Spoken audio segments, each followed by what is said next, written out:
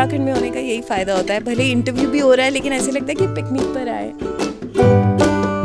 तो मैं second standard में थी, अंधा युग नाटक हो रहा था, एक सीन था अश्वत्थामा के साथ, वहाँ पर मुझे रोल दिया गया उल्लू का। एक जगह ऑडिशंस चल रहे थे होम शॉपिंग के, वो जो सामान सेल करते हैं कि आज हम आपके लिए लाए हैं सिर्फ 999, तो ऐसे तो मैं बड़ा देखा करती थी क्योंकि मुझे वो लड़कियाँ बड़ी फैसिनेट करती थी कि ये इतनी देर कैसे बोल रही हैं कि हाय तान्या आप सिलेक्ट हो गई हैं तो कल से आपको आना है और आपके इतना हम आपको पे करेंगे। तो मेरा दिल ने सच में कहा पैसे भी मिलेंगे, ओ मैं तो टीवी पे आ रही हूँ यार।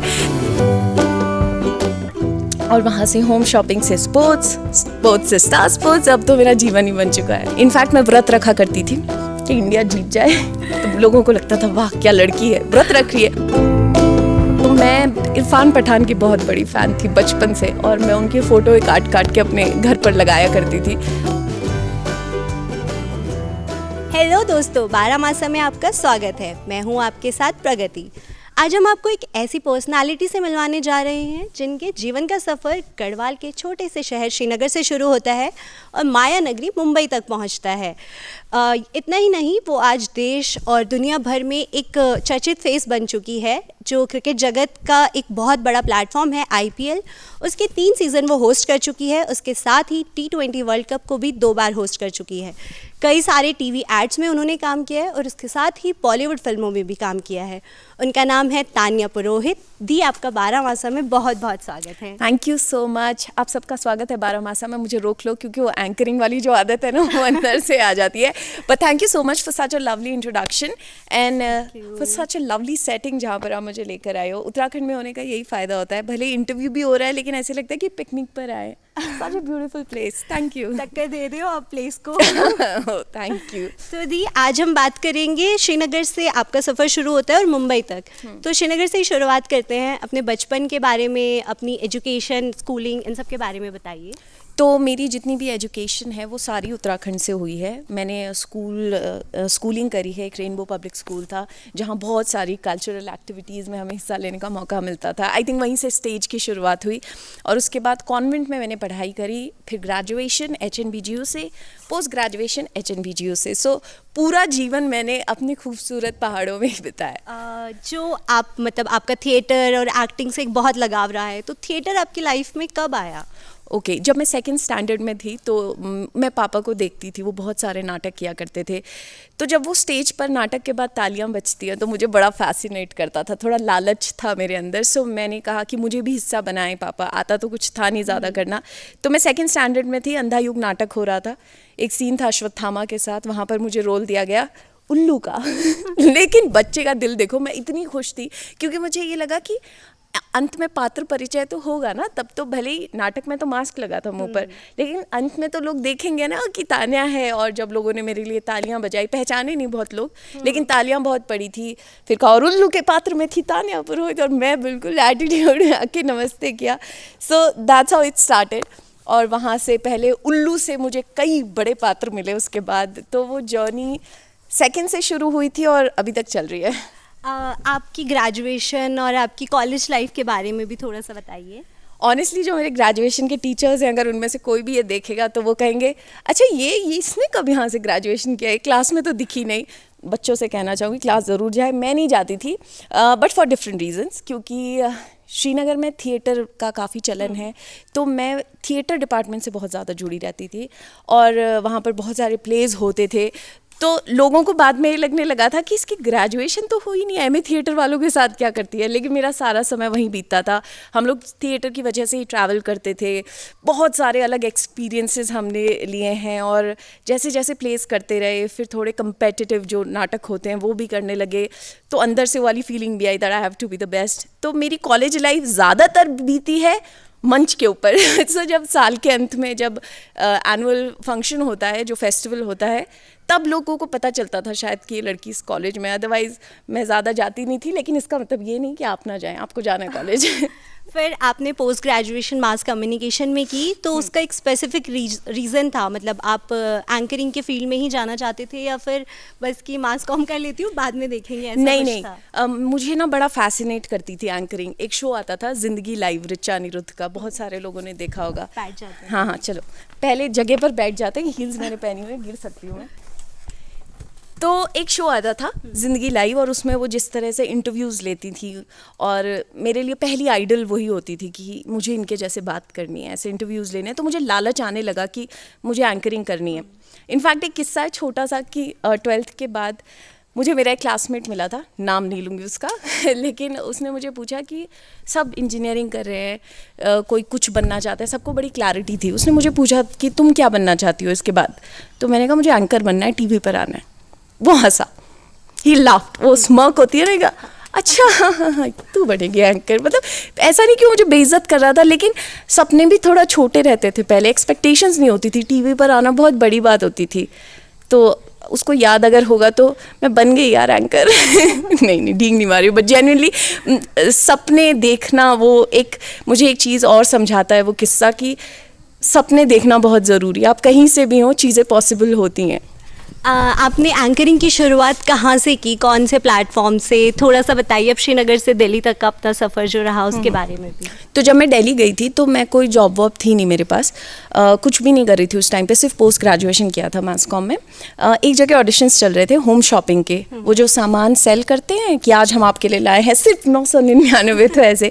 तो मैं बड़ा देखा करती थी, क्योंकि मुझे वो लड़कियाँ बड़ी फैसिनेट करती थी कि ये इतनी देर कैसे बोल रही हैं, एक ही चीज़ के बारे में एक घंटा कैसे बोल लेती हैं। तो मैं देखा करती थी। इनफैक्ट रात को सोते हुए भी होम शॉपिंग चैनल्स चलते थे, मैं ना उन्हें कॉपी करना सीख गई, क्योंकि एक्टर तो था अंदर से, इम्प्रोवाइजेशन, थिएटर, वो सारी चीज़ें मेरी पर्सनालिटी का हिस्सा बन चुकी थी। तो एक ऑडिशन आया और मैंने कहा चलो देखते हैं, ट्राई करते हैं। मुझे उम्मीद नहीं थी, लेकिन मैंने वहाँ कॉपी पेस्ट और जब मैंने वो किया तो उन्हें बहुत पसंद आया, और वहाँ से शुरुआत हुई। और जब उन्होंने मुझे कॉल किया था कि हाय तान्या, आप सिलेक्ट हो गई हैं, तो कल से आपको आना है और आपके इतना हम आपको पे करेंगे, तो मेरे दिल ने सच में कहा पैसे भी मिलेंगे, ओ मैं तो टीवी पे आ रही हूँ यार। तो वो जो पैशन था ना उस टाइम पे, जब मैं पहली बार when I went on air और मैंने अपने आप को स्क्रीन पर देखा, वो शुरुआत थी वहाँ से।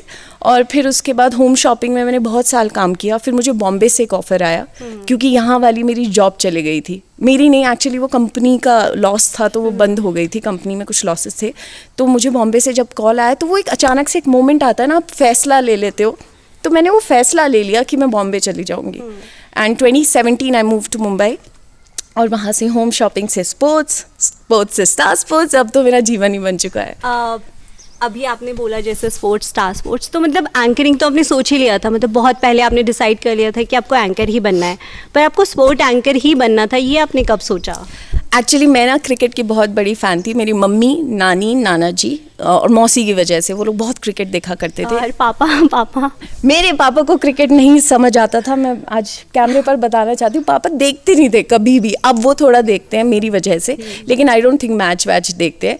तो मैं इन मम्मी मौसी लोगों के साथ देखा करती थी, जो क्रिकेट की बारीकियाँ होती हैं, बहुत ज़्यादा नहीं, लेकिन एक फ़ैन के लेवल पर कि रन्स कैसे बनते हैं, नो बॉल क्या होती है, वाइड क्या होती है, वो चीज़ें मुझे समझ आने लगी थी। And I started enjoying the game.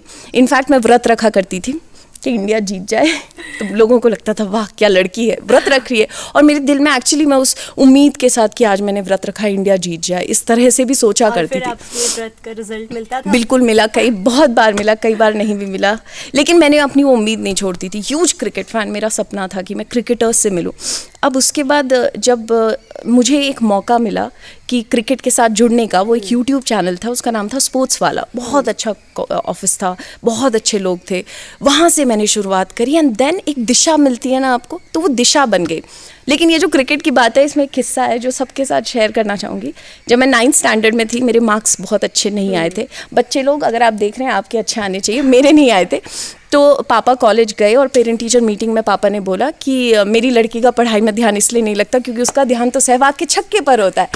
And everybody turn and looked at me कि हु इज दिस गर्ल जो क्रिकेट देख रही है इस तरह से, and that was me of course. And यही लाइन मैंने अपने स्टार स्पोर्ट्स के ऑडिशन में इस्तेमाल करी थी और वहाँ से मेरा सिलेक्शन हुआ था। सो क्रेडिट बहुत सारा पापा को जाता है और पापा की लाइन, वो वन लाइनर जो उन्होंने मारा था, एंड दैट्स हाउ क्रिकेट से मेरा कनेक्शन बना। एंड देन स्टार स्पोर्ट्स में हुआ because of this audition line, and now I am hosting shows. दी आपने थिएटर की बात की थी तो मैं वापस वहीं जाती हूँ थिएटर पे। मतलब आपका इंटरेस्ट था थिएटर में, तो आपने एनएसडी ट्राई किया मैंने और मेरा बहुत दिल टूटा, क्योंकि एनएसडी का जो प्रोसीजर है सिलेक्शन का वो थोड़ा लंबा होता है। पहले आप एक एप्लीकेशन डालते हैं, वो भी सिलेक्ट होती है वहाँ से, और आपको एक सर्टिफिकेट डालना होता है। 5 आई थिंक 5, अगर मुझे करेक्ट कर लीजिएगा अगर मैं गलत हूँ, तो 5 प्लेज आपने किए होने चाहिए और डायरेक्टर्स से लिखित मांगते हैं कि इसने हाँ हमारे साथ ये नाटक किया है।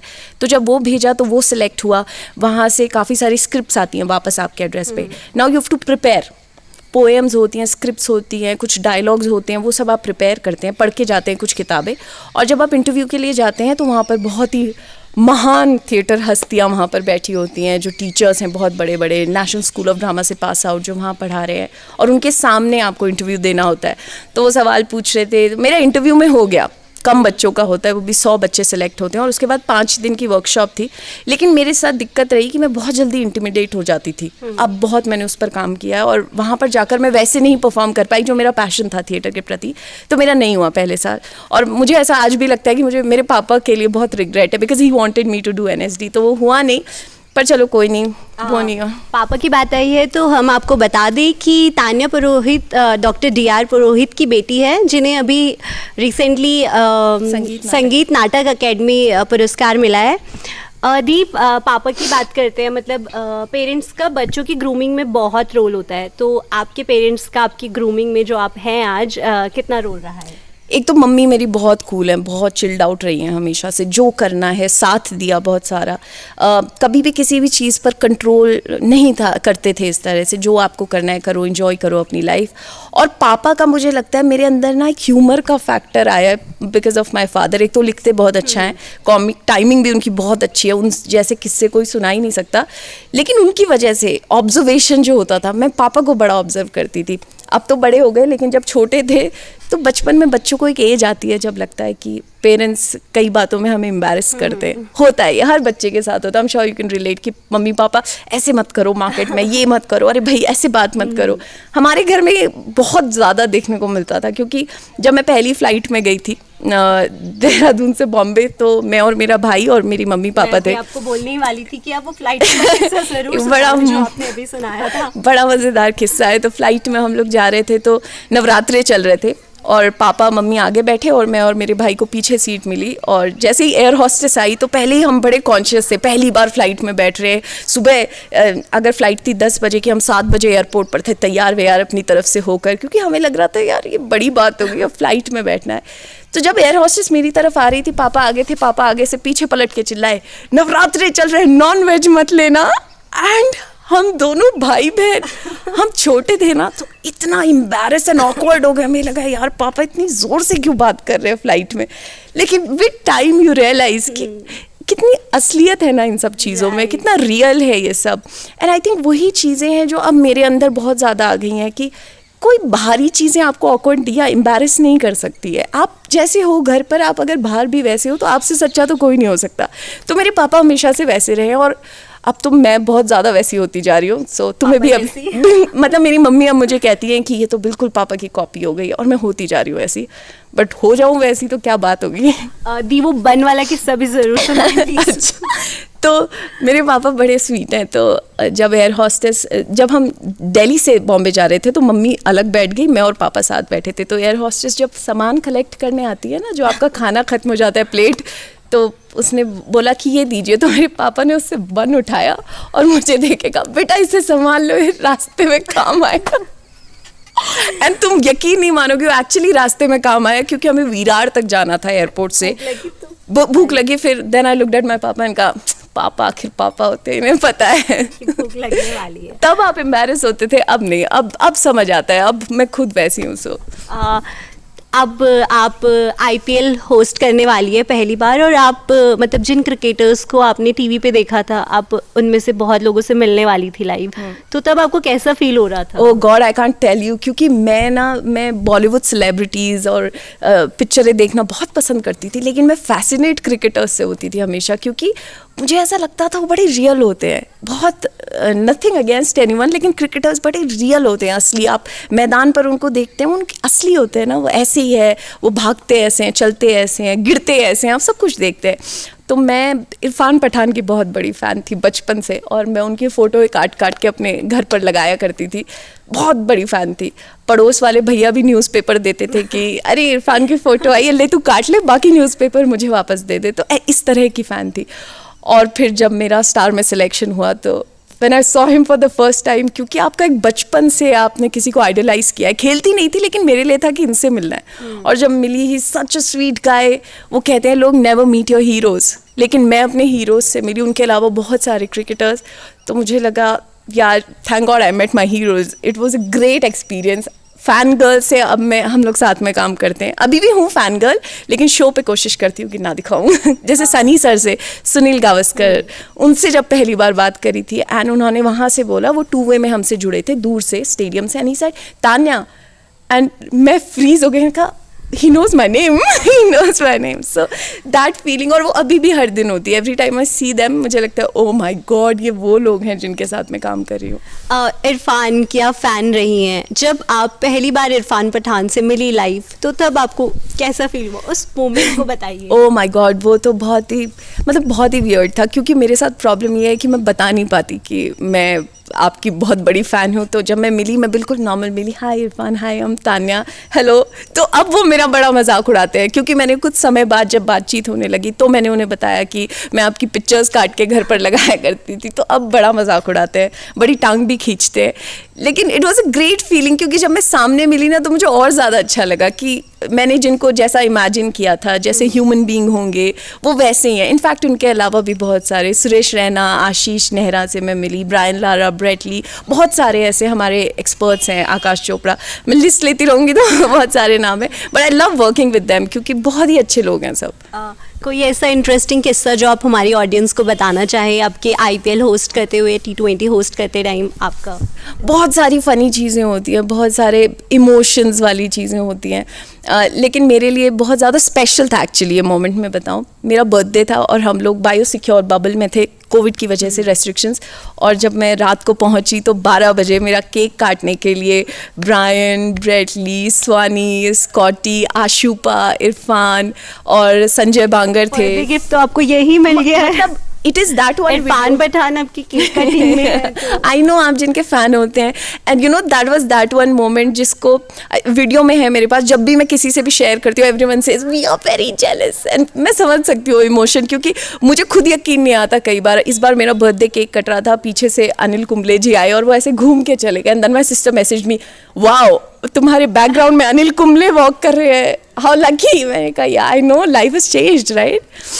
सो बॉलीवुड मूवीज़ में आपने काम किया है, आपने NH10 में काम किया है, तो अनुष्का शर्मा के साथ आपका कैसा एक्सपीरियंस रहा, और उस मूवी के ऑडिशन से लेके जब मूवी रिलीज़ हुई तब तक की आप कहानी बताइए। तो मैं जब ऑडिशन के लिए गई थी, तो मैं बड़ा तैयार श्यार होकर मेकअप वेकअप करके गई। तो जैसे ही मैं अंदर पहुंची, जोगी जी ये कास्टिंग डायरेक्टर हैं, उन्होंने मुझे कहा अरे ये तो मंजू है, एंड मैंने कहा what, he said come tomorrow, कल पूरे गांव की सी भोली सी लड़की बन के, बालों में तेल लगा के, चिपका के, ऐसे बाल बना के कल आना, एक कैरेक्टर के लिए तुम्हें ऑडिशन करना है।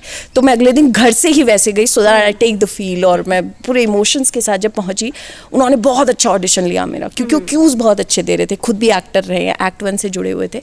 तो जब ऑडिशन हुआ तो उन्होंने उसके बाद मुझे बोला बहुत अच्छा था। मुझे उम्मीद नहीं थी, मुझे कुछ नहीं लगा कुछ होगा, लेकिन 6 महीने बाद मुझे कॉल आया और बोला तान्या तुम सिलेक्ट हो गई, और तुम्हें पता है तुम्हारा सीन किसके साथ है? किसके साथ?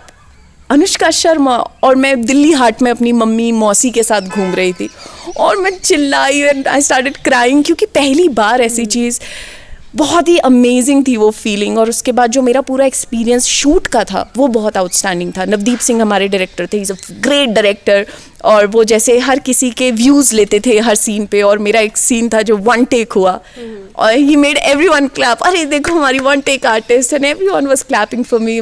बहुत अच्छा मोमेंट्स थे वो, बहुत ही खूबसूरत।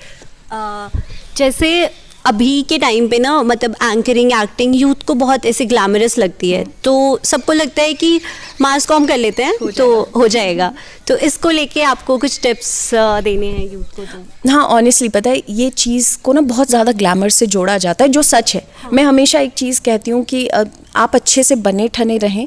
ऐसा नहीं है कि अपने ऊपर आप ब्रांड्स के ऊपर खर्चा करें, मैं बिल्कुल वो सजेस्ट नहीं कर रही हूँ। I am not a brand person at all. मैं बिल्कुल ही मार्केट में जाके थ्रिफ्ट शॉपिंग जो होती है वो वाली करती हूँ।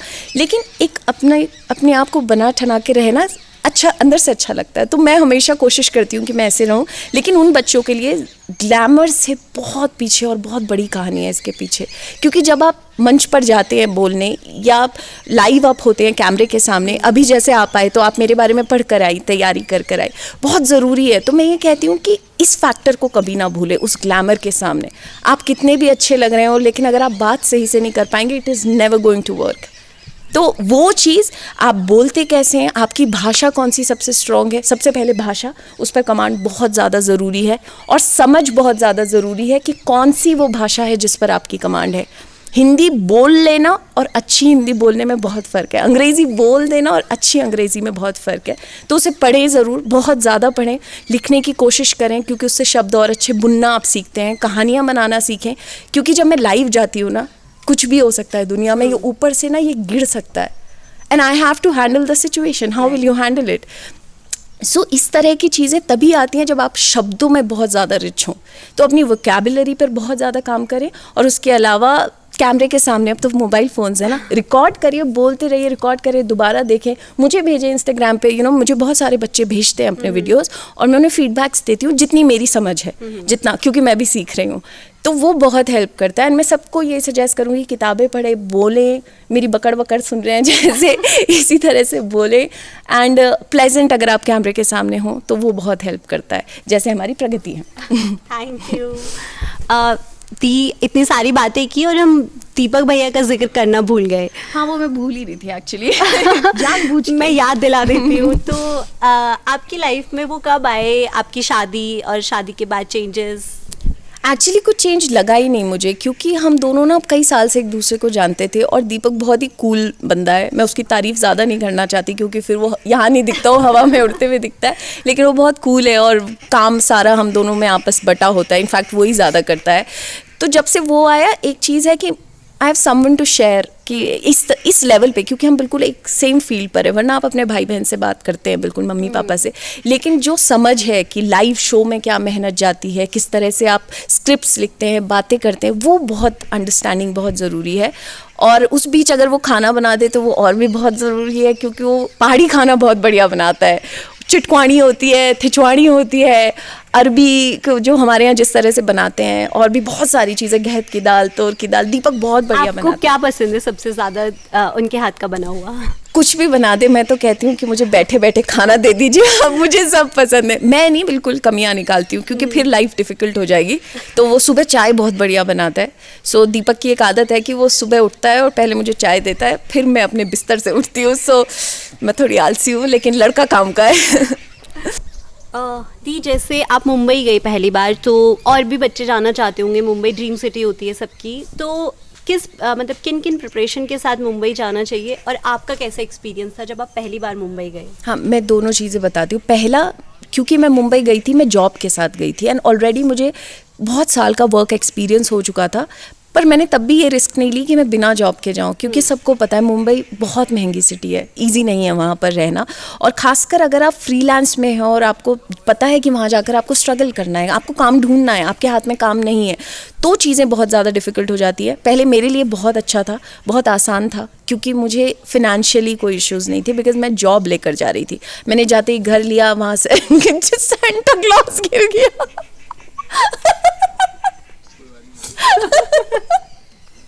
Oh God! रोहित गिरा है, बाय द वे आप सबको बता दे, फिसला है नीचे।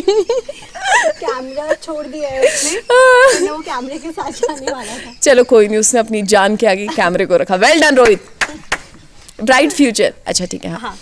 तो मेरे लिए बहुत आसान रहा ये सफ़र, क्योंकि मुझे फिनेंशियली स्ट्रगल नहीं करना पड़ा। हाँ, उसके बावजूद भी स्ट्रगल होता है, आपको रिजेक्शन फेस करना सीखना पड़ता है, क्योंकि मैंने इतने ऑडिशंस दिए हैं प्रगति, एंड जब आपको मैसेज आता है कि इस बार नहीं हुआ, अगली बार ट्राई करिएगा, पहले मैं हर्ट होती थी। लेकिन जो बॉम्बे में रहते हैं ना लोग, उन्होंने हर्ट होना वो बंद हो गए। वो कहते हैं नहीं यार, रिजेक्शन जब तक नहीं होते ना तब तक आप बेटर भी नहीं होते। और वो उस सिटी का, हम कहते हैं शगुन है ये, तो आप रिजेक्ट हुए, अच्छा ये तो शगुन है, ये तो बिल्कुल नॉर्मल है। हम सीखते हैं, बिल्कुल सीखते हैं, और आपके अंदर हिम्मत भी आती है। वो सिटी ना स्ट्रेंथ मांगती है, आप बहुत वीक नहीं हो सकते वहाँ पर। It's a tough city but it's a beautiful city with beautiful people, क्योंकि मुझे जितने लोग मदद करते हैं मैं इमेजिन भी नहीं कर सकती। पर अब वो बच्चे जो आना चाहते हैं बॉम्बे, तो हवा में फ़ैसला नहीं लेना है, कभी नहीं। आप बहुत समझदारी से मुंबई आने का फ़ैसला लीजिए, क्योंकि महंगी है ना। फिर एक स्ट्रगल आपका है काम ढूंढना। अब आप अगर ये भी स्ट्रगल कर रहे हैं कि मैं सर्वाइव कैसे करूं, तो चीज़ें बहुत टफ हो जाती हैं। तो मैं हमेशा ये सजेस्ट करती हूँ कि सेविंग्स के साथ आएँ, सेविंग्स के साथ आएँ या जॉब के साथ आएँ, सो दैट आपको ये वाली डिफ़िकल्टी ना फेस करनी पड़े कि भाई रहने के पैसे नहीं हैं, खाने के पैसे नहीं, और ये चीज़ें वहाँ पर होती हैं। तो तैयारी करने में क्या चला जाता है, आप कुछ महीने से आपको पता है मुझे 5 महीने बाद मुंबई जाना है, मैं 5 महीने सेविंग्स करूँ ना, मैं एक टाइम लिमिट बनाऊँ कि इतने टाइम तक मुझे देखना है कि मुझे काम मिले। टफ होता है, लेकिन इसी तरह से प्लानिंग करनी है। एक प्लानर रखें, उसमें लिखें भाई आज ये तारीख है, ये जनवरी है, मुझे अक्टूबर में मुंबई जाना है। अब मैं यहाँ से यहाँ तक क्या तैयारी कर रहा हूँ। ये सिर्फ पैसे की तैयारी की बात नहीं, मेंटली, और आपका जो क्राफ्ट है, क्या क्राफ्ट है, आप एक्टर हैं, आप एंकर हैं, उस पर काम करके पहुँचिए, क्योंकि वहाँ पर ना बहुत भीड़ है। मौका एक मिलता है, बार बार नहीं मिलता। अगर आप एंकरिंग के लिए, जैसे मैं स्टार बताऊँ, जब मैं एंकरिंग के लिए स्टार ऑडिशन जा रही थी, तो मेरे दिल में ये था कि अगर मैंने ये ऑडिशन गंदा किया ना, ख़राब किया, तो मुझे दोबारा नहीं बुलाएंगे। और मैं उस सोच के साथ गई थी। पहली बार मेरा नहीं हुआ सिलेक्शन, लेकिन आई थिंक मेरी वो सोच थी जिसने मुझे इस तरह से परफॉर्म करवाया उस लेवल पर भी, that they called me again. तो मैं हमेशा ये सजेस्ट करती हूँ उन लड़कियों को, लड़कों को, खासकर एंकरिंग में, प्लीज़ तैयारी के साथ आइए, वो मौका मत छोड़ना जब आपको मिलेगा। सो यही है। जैसे बॉलीवुड फिल्मों में अगर आपको आगे किस तरह के रोल करना पसंद है, मतलब आपको कैसे रोल्स पसंद है? यार मुझे एक तो जो NH10 में मेरा रोल था, मुझे बहुत पसंद आया था। वो एक सहमी सी लड़की होती है, एकदम गांव की, और मैंने गांव में ऐसी कई महिलाएं देखी हैं जो उनकी एक बॉडी लैंग्वेज होती है, वो टिमिड होती है, वो ऐसी इनोसेंस के साथ साथ वो टिमिड होती है फॉर नो रीज़न। कई तो बड़ी स्ट्रांग भी होती है, लेकिन बहुत मैंने ऐसी लड़कियां देखी हैं जो ऐसे बात करती हैं, हंसती भी ऐसे हैं। और वो मेरा ऑब्जर्वेशन वहाँ पर बहुत काम आया, क्योंकि मैंने देखी है, इनफैक्ट मेरी जो चाची हैं उनकी पर्सनैलिटी ऐसी है, वो बहुत धाकड़ है, वो असल में अपनी लाइफ में बहुत स्ट्रांग है, लेकिन उनकी पर्सनैलिटी हाँ जी वो हमेशा ऐसे रहती है। सो वो मुझे रोल बहुत पसंद आया था, क्योंकि मैं उससे ना बहुत कनेक्ट कर पाई। मैंने ऐसी बहुत सारी लड़कियों को देखा है, लेकिन एक जो रोल है जो मुझे ट्राई करना है वो है कॉमेडी। मेरे अनुसार मैं बहुत फनी हूँ, दुनिया माने ना माने। तो thank you Pragati, well done to you. तो मुझे वो बस ट्राई करना है एक वो। बाकी तो अच्छे रोल तो आजकल इतनी खूबसूरत कहानियाँ लिखी जा रही हैं, वो तो any time more than ready. Any upcoming projects जिनके बारे में आप बताना चाहोगे? ऑनेस्टली प्रगति, पिछले 3 साल से मैं पूरी तरह से स्पोर्ट्स में आई हुई हूँ। जब मैं IPL शुरू हुआ था 2020, तब से लेकर अब तक मैं बाहर बिल्कुल समय ही नहीं दे पाती हूँ, और खुद से भी जब मेरे ब्रेक्स होते हैं ना, मैं वापस उत्तराखंड आ जाती हूँ। सो अभी तो एज सच कुछ नहीं, क्रिकेट से ही जुड़ा हुआ होगा अभी कुछ, बाकी फिल्म का तो अभी कुछ नहीं है रास्ते में, और अभी समय है मेरे पास काफ़ी। दी कोई और मैसेज जो आप हमारी ऑडियंस को देना चाहेंगी? एक चीज़ मैं बहुत समय से सोच रही थी, क्योंकि कभी कभी हम बड़ी इम्प्रैक्टिकल बात करते हैं, कुछ लोग, सब नहीं, उत्तराखंड में भी, कि खुद तो आप बाहर रहते हो, क्योंकि मैं भी बहुत सालों से बाहर हूँ, खुद तो बाहर रहते हो, यहाँ के लिए क्या कर रहे हो, और किसी को ये बोलना कि खुद तो बाहर रहते हो, आई थिंक थोड़ा सा इम्प्रैक्टिकल है। जिस फील्ड में मैं हूँ, मैं स्पोर्ट्स में हूँ, तो मेरा ऑफिस तो वहीं है ना, मुंबई में ही है, और मेरा जाना ज़रूरी था, तभी तो मैं वहाँ से एक्सपीरियंस लेके आऊँगी। लेकिन मैं बस बहुत ही प्रैक्टिकल एक चीज़ कहना चाहती हूँ कि आप जाएँ बाहर, आप सीखें, आप जितना नाम कमा रहे हैं सब कुछ करें, लेकिन वापस ज़रूर आएँ। जो आपकी रूट्स होती है ना, उससे जुड़े रहें, जो मेरे लिए हमेशा बहुत ऊपर प्रायोरिटी लिस्ट उसमें सबसे ऊपर है कि मेरा जो अनुभव है वहाँ, जो मैं इतने सालों से सीख रही हूँ और जो मैं अभी और समय सीखूंगी, मैं उसे वापस आके बांटूँ ज़रूर। क्योंकि जब मैं गई थी तो मुझे कोई पूछने के लिए नहीं था, मुझे समझ नहीं आता था कि मैं किससे पूछूं, मैं स्टार स्पोर्ट्स जा रही हूँ, मैं क्या बोलूँ ऑडिशन में, क्या करूँ, कोई समझने वाला ऐसा नहीं था। लेकिन आगे जो भी जनरेशन है और जो बच्चे हैं, लड़कियाँ खासकर जो मुझे बहुत मैसेजेस करती हैं, एंकरिंग में अगर आना चाहती हैं तो आपके पास मैं होनी चाहिए। एंड यहाँ पर बोल रही हूँ बारामासा में that I come back for sure. और मैं यहाँ पर ज़रूर कुछ ऐसा करने वाली हूँ कि ये जो एंकरिंग वाली जो सवाल जवाब है वो मैं सबके साथ बांट सकूँ, अपना एक्सपीरियंस जो भी मैं लूँगी। ठीक है, आपसे बात करके बहुत अच्छा लगा। 12 मासों को टाइम देने के लिए थैंक यू सो मच। और दी को आज ही नहीं, आप आने वाले टाइम में भी दी को देखते रहेंगे, IPL देखिएगा तो दी आपको वहाँ देखने को ज़रूर मिलेगी। आपको ये प्रोग्राम कैसा लगा हमें कमेंट करके ज़रूर बताएं, ताकि आने वाले प्रोग्राम्स में हम आपको बाकी पर्सनालिटीज़ से भी मिलवाते रहें। और इस वीडियो को लाइक और शेयर करना बिल्कुल मत भूलिएगा। बिल्कुल मत भूलिएगा, बिल्कुल मत भूलना, रोना नहीं है, कोई बात नहीं। और अगर आपने हमारे चैनल को अभी तक सब्सक्राइब नहीं किया है तो जल्दी से नीचे सब्सक्राइब का बटन दिख रहा है, उसको दबा के सब्सक्राइब कर ले, ताकि नोटिफिकेशन वाला ताकि हाँ वो भी ऑन कर लेना प्लीज़, ठीक है, ताकि हम लाते रहे ऐसी ही दिलचस्प पर्सनालिटीज, जुड़े रहे बारामासा। तो चलो घूमने चलते हैं, बहुत सुंदर है आसपास।